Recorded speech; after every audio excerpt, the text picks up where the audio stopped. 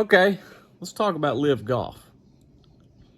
20 plus years ago, Greg Norman had an idea about a major champions tour that only people who had won major championships could play on the tour.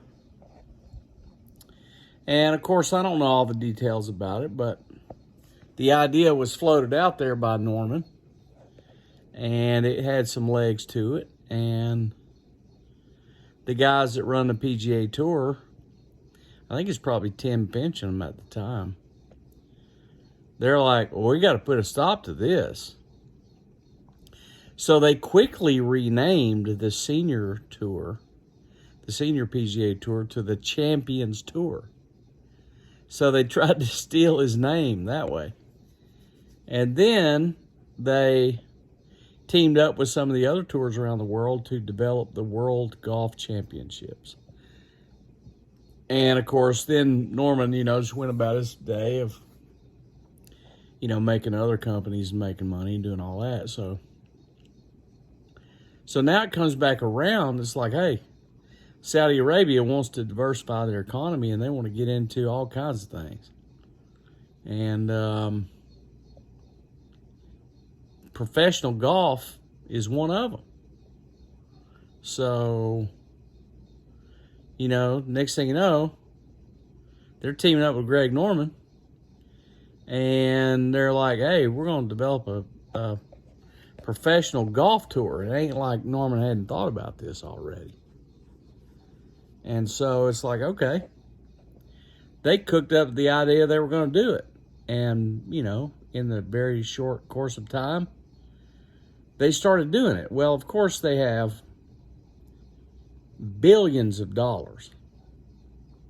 I mean, we're talking deep pockets, deep as they get, because of all that oil that they're pulling out of the ground over there, and they have forever. So from a purely economic standpoint, they are an impossible to compete with outfit, because making and losing money, in the near term to get it off the ground is no big deal for those guys. Ain't no big deal at all. And they were correct to assume that they could approach some of the bigger names in the game and say, hey, look, I'm going to give you a big signing bonus. And voila, a lot of the guys have jumped ship and gone over there and taken the big signing bonus. That's really common sense. And if you think about what they're doing this year, limited number of events, shotgun start, no cut, 54 holes. It's kind of all geared towards giving the guys a bunch of extra time off. Is really what it's about. So they're getting a big pile of money, plus they're getting a lot of time off. So it's kind of a no-brainer that a lot of these guys, especially if they were maybe getting a little older or had been struggling to some degree, we're going to jump ship and go take the money. So that's an obvious thing. Now, the PGA Tour, and it looks like the DP World Tour, and some of those professional tour organizations have told the players who jump ship, hey, you're not welcome in here anymore. You're done. Well, that too is a very monopolistic attitude of we're the only legitimate tour for golfers. And, you're lucky to be here and all that kind of stuff. And if you quit, then you're done. So that's not a good idea. And that ain't the right approach. And that's the approach that they've taken. Now, the truth of the matter is now there is going to be a real evolution in the world of professional golf. Number one, you have, how many ever events LIV's got this year? I think it's 10 events, maybe, something like that. There are 48 new, extremely high-paying spots in the world of professional golf. On other weeks, where the regular tour, if they were the only thing out there, or DP World Tour, or some of these other mini tours or whatever, if those are the only things out there, well, now you have arguably 48 of the highest paying spots in golf now added to the scene. So what happens? So the PGA Tour and these other tours are going to lose some of their players. And what's that going to do? Well, the PGA Tour and these other tours have to fill those spots. So they're going to draw from beneath. It's pretty simple. So there's no question that this has automatically grown the game of professional golf. Just instantly, overnight. So that's a good thing for golfers. And it's a good thing for kids who want to play golf. And are like, hey, maybe I can make a living doing this. Now, you got to figure the evolution of this thing. How does it evolve moving forward? You know, is there a chance in the world that the nation of Saudi Arabia gets dissatisfied and says to themselves, you know, this whole golf thing was a mistake, we quit? That's possible, but very unlikely, given the fact that they are committed to diversifying their income. So what else is going to happen? Well, LIV Golf is going to want to continuously improve the name recognition and draw of their fields. So they're going to keep going after the big names in golf. And they're also probably going to go after, my opinion is, they're going to go after the top-ranked amateur golfers in the world.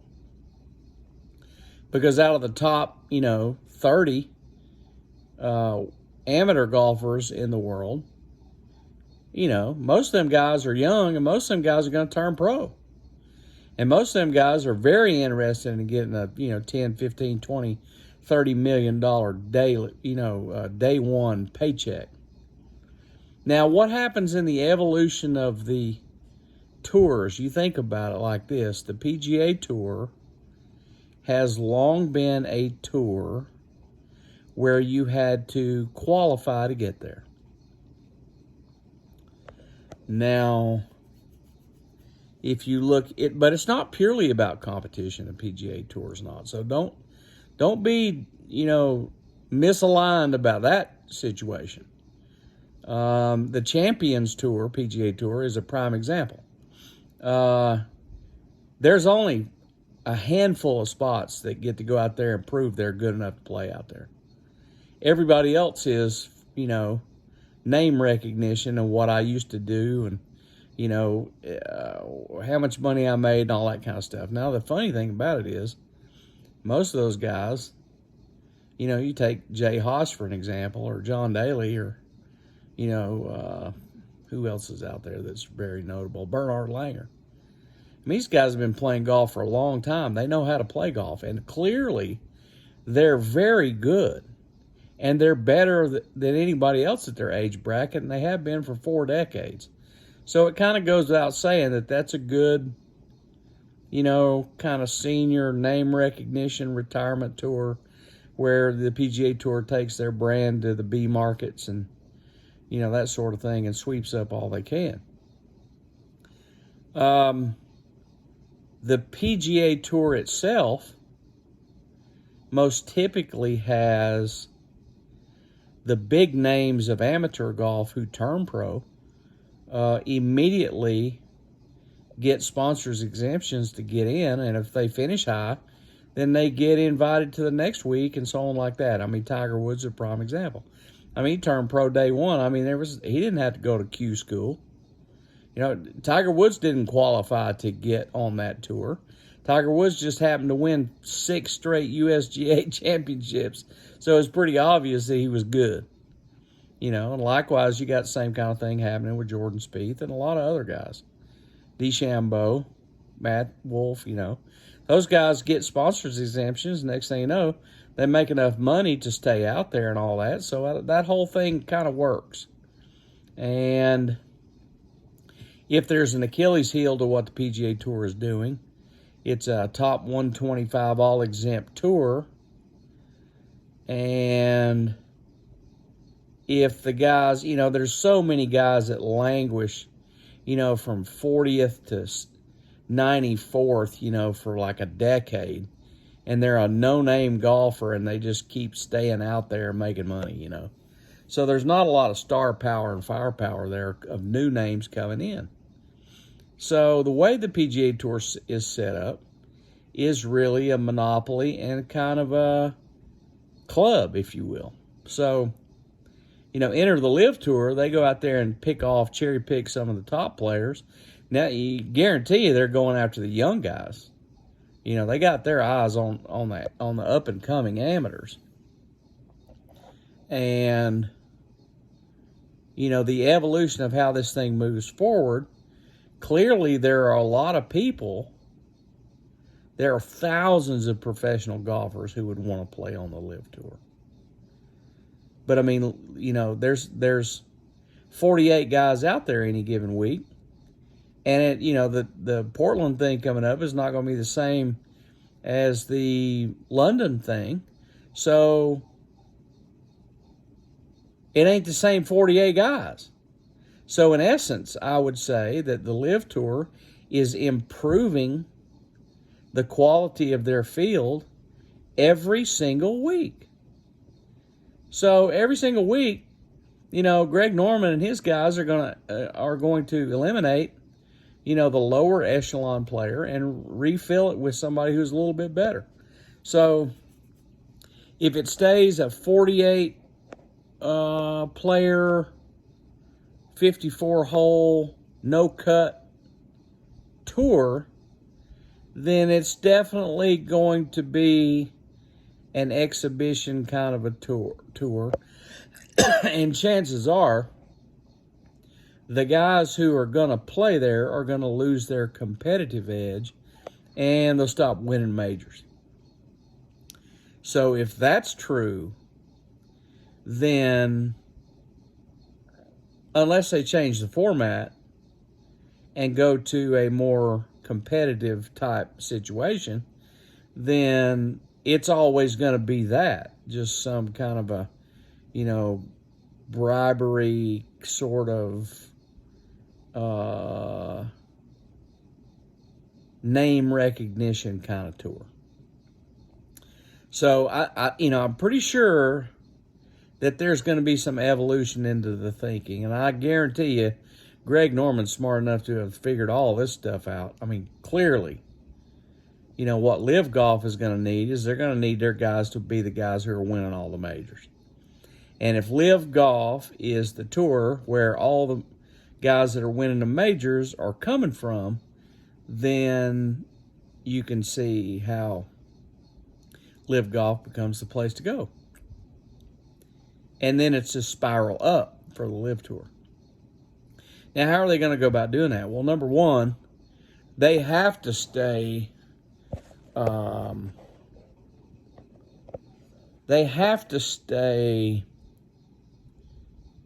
in the good graces of the USGA and the R&A. And they are going to have to be able to have their guys get world ranking points.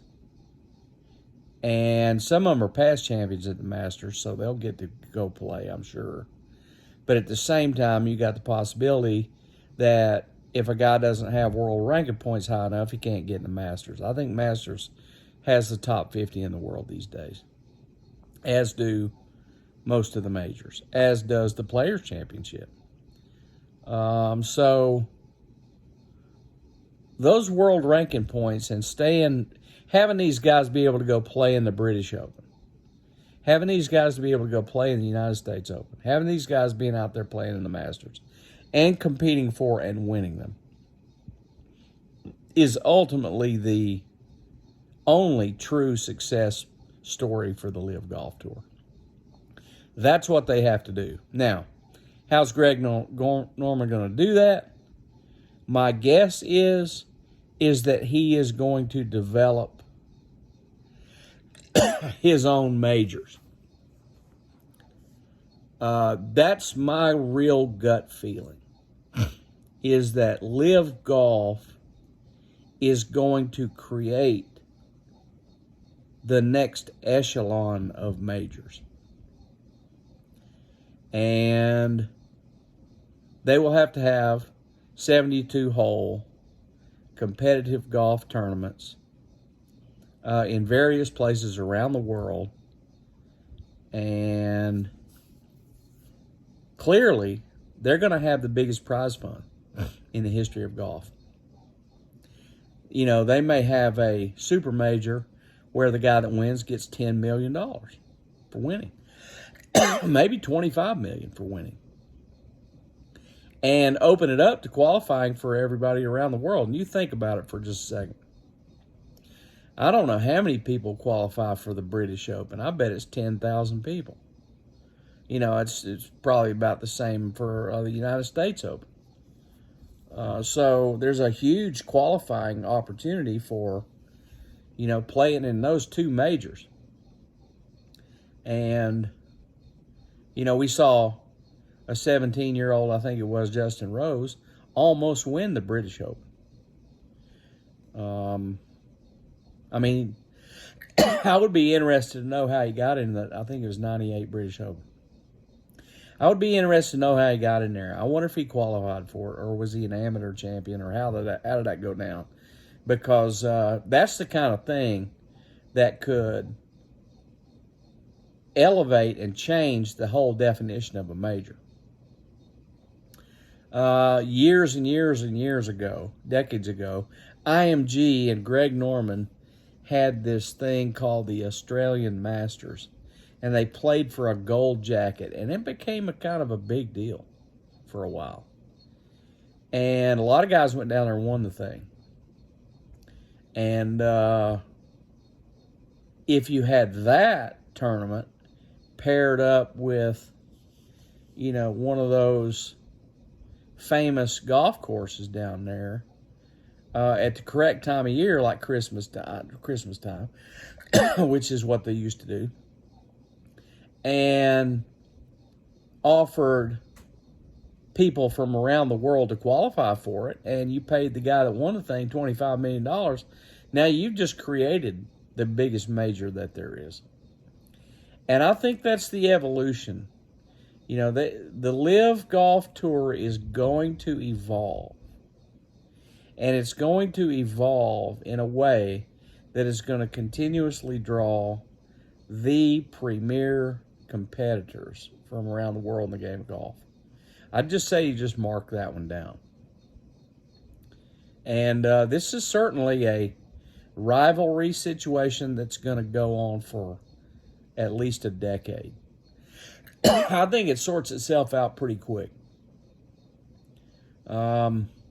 And the key for Greg Norman, if you're listening, which, you know, I think Greg's a fan of mine, the key for it is to acquire the talent and keep them sharp enough where they can win the majors. And that's going to be where it's at. Now, ultimately, I think the PGA Tour will be wise just to say, hey, man, you know, we're going to open our doors to anybody that's really a great golfer. I mean, I don't know how you can tell a DeChambeau or Matt Wolff or DJ or Brooks Koepka, no, you're not welcome here. You can't show up and play. I mean, look at what these guys have already done in the game of golf. These are some great players. Phil Mickelson, clearly, man, he should be able to tee it up at PGA Tour anytime he wants to. I think he's a lifetime member or something like that.